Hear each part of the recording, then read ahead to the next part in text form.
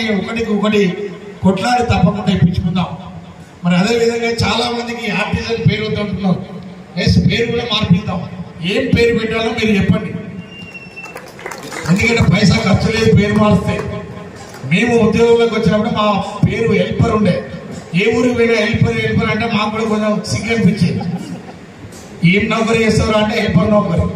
ఈ హెల్పర్ నౌకరీ అంటే కొంత వినడానికి కానీ కొంత పలకడానికి కానీ బాగలేదని అప్పుడు మేమే ఐటీఐ బ్యాచ్ మొత్తం కొట్లాడి జూనియర్ లైన్మెన్ అనే నామకరణం చేపించడం జరిగింది. మీకు ఏ పేరు కావాలో మీరు డిసైడ్ చేయండి. మీ వాట్సాప్ గ్రూపులలో మొత్తం చర్చ పెట్టండి. ఆర్టిజన్ పేరు తీసేద్దామా, ఏం పేరు కావాలో మీరు చెప్పండి. గ్రేడ్ వైజ్గా డెఫినెట్గా చెప్పిద్దాం. అది పెద్ద ఖర్చుతో కూడుకున్న పని కాదు.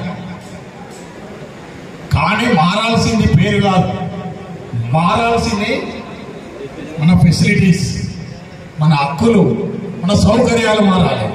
పేరు ఏది పెట్టుకున్నా పెద్ద నాదాన కాదు. కానీ మీరు ఫీల్ అవుతున్నారు కాబట్టి మీకు ఏం పేరు కావాలో మీరు చూస్ చేసుకోండి. డెఫినెట్ ఆ పేరు కూడా మార్పించే బాధ్యత 327 తీసుకుంటే తప్పకుండా. ఇప్పుడు నేను చెప్పిన సదుపాయాలన్నీ మనకు వస్తే మనం సంతోషంగా ఉంటామా ఉన్నామా? ఇంకా చాలా మంది మిత్రులు ఏమంటారంటే ఆ జేఎల్ఎం నౌకరీ ఫీల్డ్ మేము చేయలేము సార్, ఇదే హ్యాపీ ఉన్నది మంచిగా ఉన్నదని అనేటోళ్ళు కూడా చాలా మంది ఉన్నారు. వాస్తవం. ఎందుకంటే దీనిలో కొంత వెసులుబాటు ఉంది. అక్కడ రోజు మానసికమైన ఒత్తిడికి గురి కావాల్సి వస్తుంది.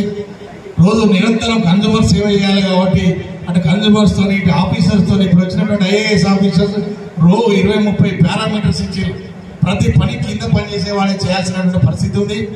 మరి ముఖ్యంగా ఇలా యాజమాన్యాలను ఒప్పించి ఆర్టిజన్లు వేరు కాదు, రెగ్యులర్ కార్మికులు వేరు కాదు, అందరూ ఈ ఎలక్ట్రిసిటీలో సమానమే అని ఇలా ₹1 కోటి ఇన్సూరెన్స్ స్కీము ఆర్టిజన్లు కూడా వర్తింపజేసినటువంటి ఘనత 327.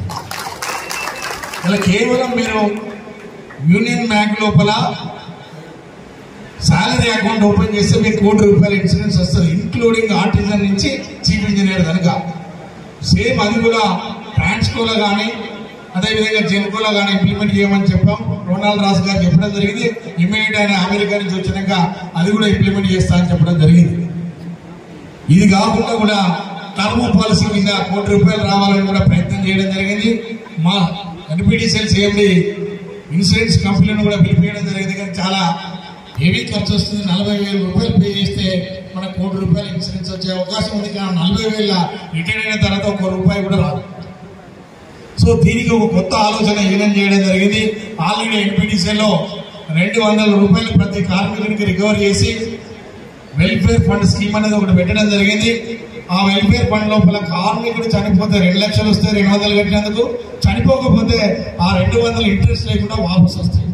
ఇప్పుడు దాన్ని ఎన్యాయం చేసి ఒక ₹2,000 కనుక రికవర్ చేస్తే మరి ప్రతి కార్మికుడికి చనిపోతే నార్మల్గా ఎక్స్పెక్ట్ అయిన 20 లక్షలు ఇప్పించని మన సీఎండీ గారికి చెప్పడం జరిగింది. దాని మీద మొరాలిటీస్ తయారు చేయడం జరుగుతుంది. ఒకవేళ అది కనుక సక్సెస్ అయితే దాన్ని కూడా అందరికి ఇంప్లిమెంట్ చేయడానికి ప్రయత్నం చేద్దాం.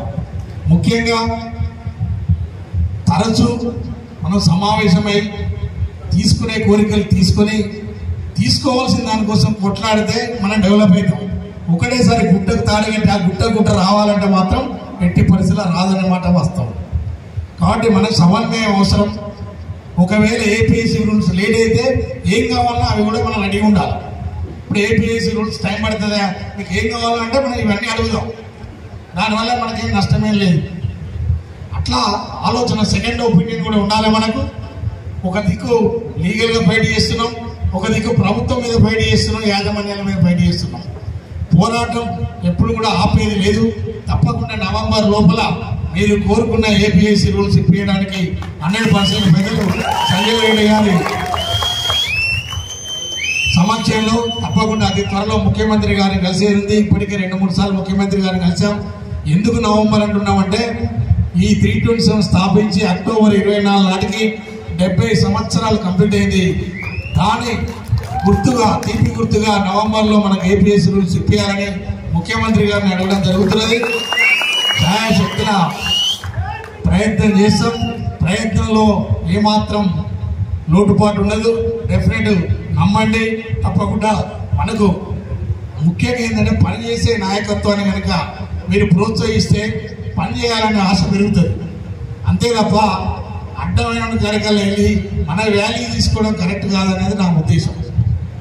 అంతకంటే ముందు ఈ జేఏసీలో ఉన్న ఒక యూనియన్ స్మార్ట్ పిల్లలను పిలిచారు, అన్మైనని పిలిచారు, ఇందిరా పార్క్ లో కూర్చుండబెట్టారు, వాళ్ళని వదిలిపెట్టి ఇప్పుడు ఆర్టీజీలను పట్టుకున్నారు.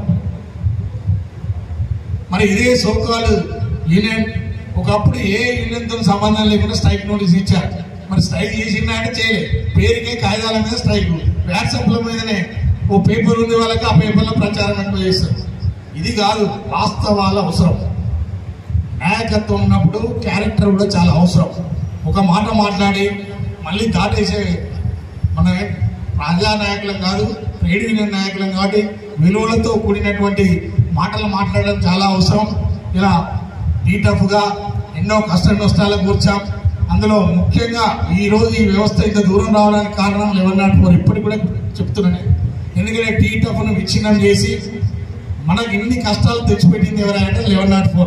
నేను ఇప్పటికీ బహిరంగంగా అంటా, అదే టీటఫ్ ప్లాట్ఫామ్ కనుక కంటిన్యూ అయితే ఈ రోజు మన సమస్యలన్నీ కూడా పరిష్కారం అయ్యేది.